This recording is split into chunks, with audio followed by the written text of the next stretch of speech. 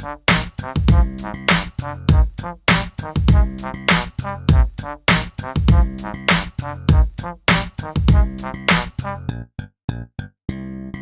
and Daxter first appeared on the scene for the PS2 on December 3rd, 2001. It was Naughty Dog's next big franchise after their last Crash Bandicoot game, Crash Team Racing, which released in 1999. From there, they made two more and a kart racer for the duo as well, following the same trajectory as good old Crash. But I'm kind of getting ahead of myself, so let's rewind for a minute. When I bought my PS2 in 2002, Sony had just slashed the price from $300 to $200, thus netting me more cash for games. I bought Final Fantasy X and Jak and Daxter with that extra dough, and I couldn't have been happier. This was my first time using a dual analog controller, and truthfully, I wasn't very good at Jak and Daxter, to the point of me almost quitting. However, like riding a bike, it quickly became second nature for my young dexterous hands. But that's kind of beside the point. Now, like the Crash Bandicoot series, Jak and Daxter was a platformer, but it was Naughty Dog's first 3D adventure. Instead of a series of levels, they explored a multiple set of open environments, helping NPCs, collecting loot, and stomping on bad guys, as set forth in the Nintendo 64 era of platform games like Mario 64. The game stars the silent protagonist Jak and his wise, cracking buddy Daxter. Upon witnessing some villains messing with Dark Eco, an evil energy source, the two get discovered. Daxter falls into the purple goo, transforming it into an Ottsel, which is like an otter mixed with a weasel, I guess.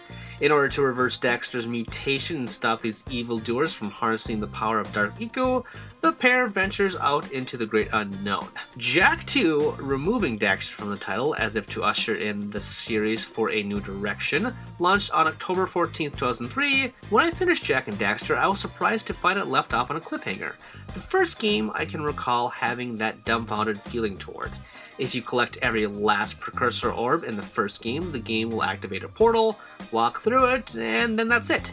Jak 2 picks up right after that, where we find our protagonist had been transported into a place called Haven City, 500 years into a dystopian future. Guards greet them before imprisoning Jak for 2 years, which is where the game actually starts. When I first found out about this new direction from a friend's copy of Game Informer, I thought it was a joke. Coincidentally, I had the same reaction toward Final Fantasy X too.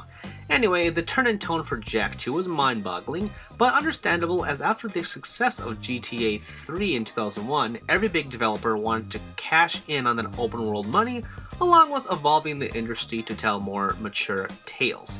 So suffice it to say, Jak 2 adds guns and the ability to jack hover cars. Now, while the content was darker, it kept the lighter side thanks to Daxter's upbeat commentary. I ended up loving the tonal and gameplay shifts set forth from the original, as I too was growing as a gamer. The third game, Jak 3, debuted on November 9th, 2004, just a year later, and you can pretty much tell. Built from the same engine, our heroes venture into a new desert wasteland where dune buggies rule the land, thus shifting the gameplay tone slightly again. As far as the story goes, it tied most loose ends up while keeping things open for the future for the franchise, which, as I mentioned before, was a kart racer entitled Jak X Combat Racing, which launched on October 18, 2005, further emphasizing the buggy combat found in Jak 3. While this was Naughty Dog's final game, it wasn't the last for the franchise. Daxter may have been thrown under the bus in terms of titles, but his importance to the series remained as steady as ever as the comic relief. For his patience, the little Ottsel that could received his own spin-off simply titled Daxter. It was released for the PSP on March 14, 2006, and was developed by the newly formed Ready at Dawn studio. It takes place during the events of Jak 2, wherein we get to see how Daxter was finally able to free Jak. Like the other games, it's a platformer with gadgets replacing guns, as he sort of becomes an exterminator of sorts. The open world of Haven City is present, but a lot of it is locked away, leaving Daxter to crawl into smaller places for his escapades. Despite some camera issues, that was probably more of the fault on the PSP, it was a pretty great game. The final adventure, as of now, was released for both the PSP and later on PS2. Jak and Daxter: The Lost Frontier launched on November 3rd, 2009. High Impact Games, who previously worked on both PSP Ratchet and Clank spin-offs, developed it. Because of its late release on the PS2 and the world's waning interest on the PSP by this point, not a lot of people played this game, which is sad because it's quite good.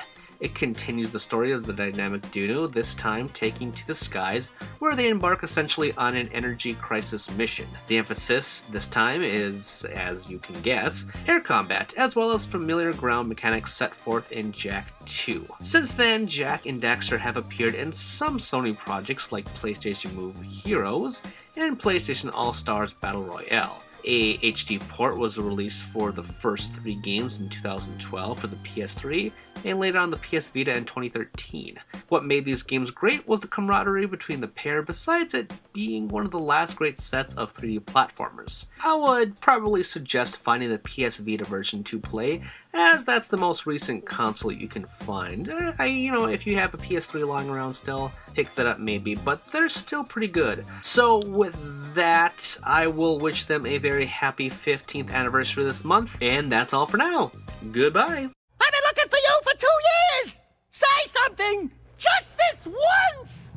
I'm gonna kill Praxis! Did you know that was a ReActionExaminer video? If you liked it, you should subscribe to me to keep up with everything that I'm doing. Also, if you have some other interests, like sex for example, check out Tum Ups, which is a comedy sex podcast thing wherein my best friend and I check out the weird and abnormal and the erotic. And of course, you should support me on Patreon because, hey, I want to make the channel better and I want your help to do so. Plus, if you want to check out my writing, check out Game Jerk, where I have archives and new stuff for all projects, okay? You can find all the stuff and more in the description with the links below. Thanks for watching, and I will see you all next time.